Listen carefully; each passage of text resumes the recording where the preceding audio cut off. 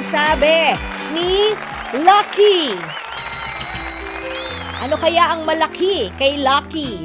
Problema, malamang, kasi andito nga siya at dumudulog sa shoutout note. Sabi niya, what to do? Kailangan mo talaga magtrabaho sa Manila o sa abroad para masabing successful po ang isang tao.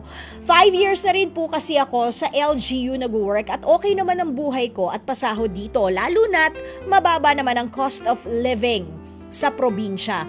Pero meron po akong mga batchmate talaga na pinipilit ako magtrabaho sa Manila at sa abroad para maging successful, quote-unquote, din daw ako katulad nila.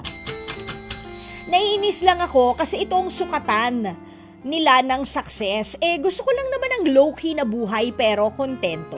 What to do, Tita L? Employee na low-key, Lucky. Alam mo, Lucky, hindi naman pala malaki ang problema mo. Hayaan mo sila.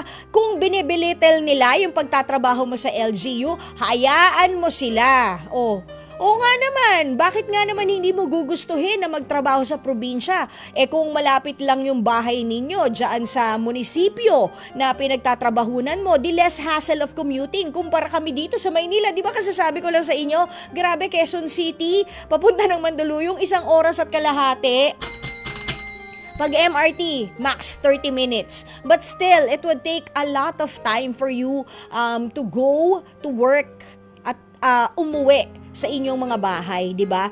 Kung convenient siya para sa'yo, kung sumusweldo ka naman ng maayos at may benefits at kumbaga plantilla position, ibig sabihin hindi co-terminus yung na-applyan mong trabaho dyan sa LGU, hayaan mo sila. Wala naman kasi sa lugar ang batayan ng success. Wala yan sa Metro Manila, wala yan sa abroad, nasa sa tao yan.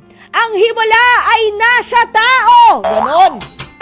Himala tuloy. Yung success ay nasa may katawan, kahit saan ka pang lupalop. Kahit nasa probinsya ka o kahit nasa ang lugar ka, as long as ikaw ay merong pagsusumikap, meron kang pagtsatsaga, meron kang sipag, di ba?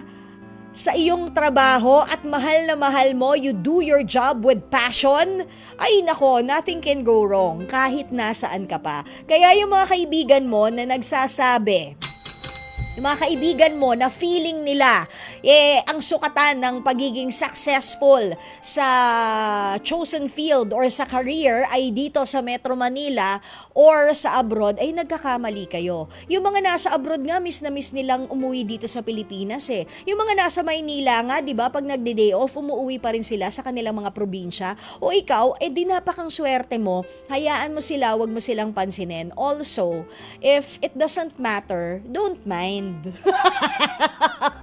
At saka, madalas naman kasi,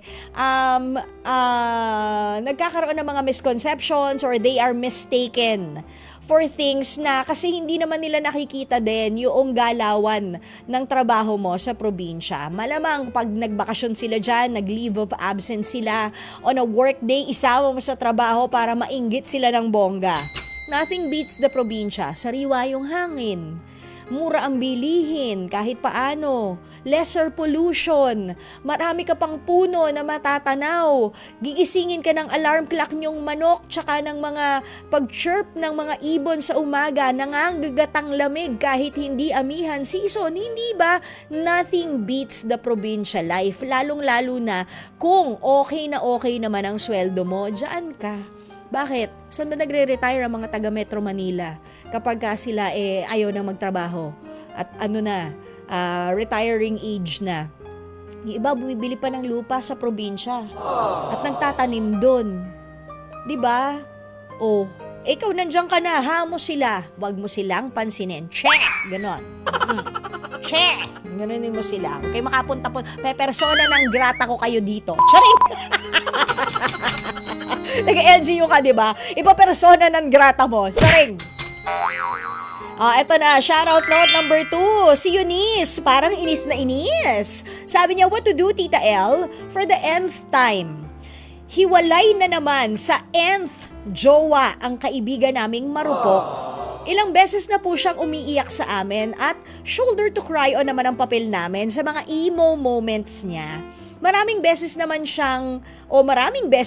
siyang pinagsasabihan about red flags, pero sadyang go lang siya ng go sa pagiging marupok. Ang lagi niyang sinasabi, love is blind.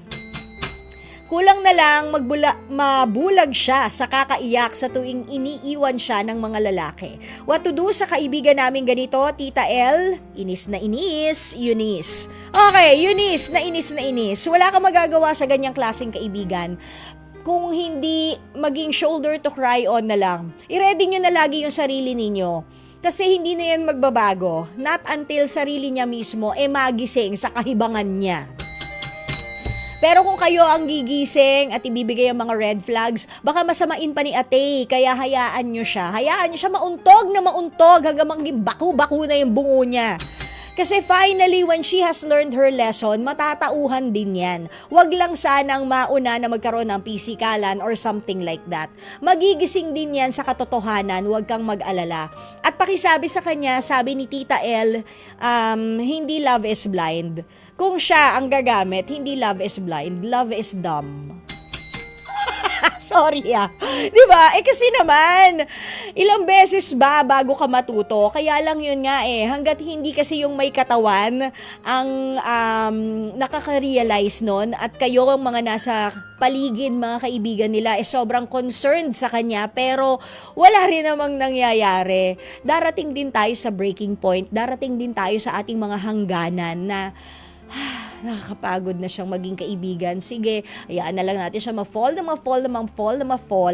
At kapag nasaktan na naman siyang muli at iniwan siya for the nth time ng kanyang nth jowa, let's just be ready.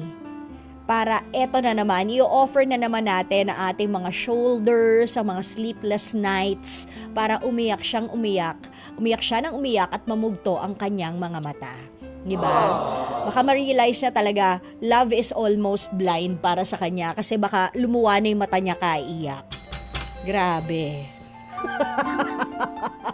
Nakakaloka. So, Eunice, na inis, huwag ka nang mainis sa kaibigan mong yan kasi nakakapangit yan, day. Hindi ka naman niya ililibre ng facial. You know when you know, right? Okay. Mga kapatid, dito tayo sa totoo. O, yan yun yung boses. Pagbigyan nyo na, minsan lang naman yan. Siyempre, dito tayo sa True FM, hindi ba? Like, share, subscribe, follow ang ating mga social media accounts, ha? At True Network PH. Yun lang ang keyword na hahanapin nyo. TrueNetwork PH. O, like, share, follow, subscribe para bongga talagang levels natin sa FB, sa IG, sa X na dating Twitter, sa YouTube and TikTok, pati na rin sa mga podcast. Dito tayo sa totoo, tunay at tapat.